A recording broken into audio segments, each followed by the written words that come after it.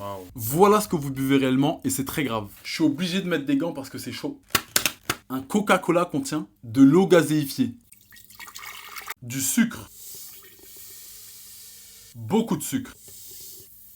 Une canette contient 35 grammes de sucre. C'est l'équivalent de 7 morceaux. L'OMS recommande maximum 25 grammes par jour pour les femmes et 37 pour les hommes. Donc avec une seule canette, t'es déjà au-dessus de la limite recommandée. De l'acide phosphorique E338.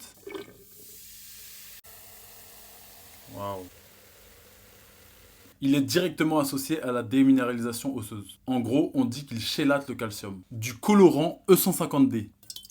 Il contient du 4-MeI, un composé classé potentiellement cancérigène par le CIRC. À cause de ça, Coca-Cola a été carrément obligé de reformuler sa formule aux États-Unis à cause d'une loi californienne. Des arômes dits naturels.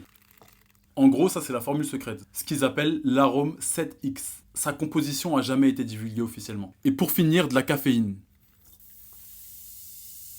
32 mg par canette, c'est environ un tiers d'un expresso. Tout seul comme ça, c'est pas grave, mais une consommation quotidienne de plusieurs canettes, ça peut provoquer une dépendance et causer des symptômes de sevrage, tels que des maux de tête et de l'irritabilité. Il y a beaucoup trop de composants pour une boisson qu'on boit comme si de rien n'était. Et surtout, beaucoup trop de sucre. Et c'est ce qui est responsable chez les Français de surpoids, d'obésité, de cancer et de diabète. Et c'est certainement pour ça que t'arrives pas à perdre du poids. Alors ce genre de boisson, on évite et c'est une fois grand maximum par semaine. Si tu veux plus de composition de boisson, abonne-toi. Et si tu veux un coaching pour perdre du poids, abonne-toi et commande coaching.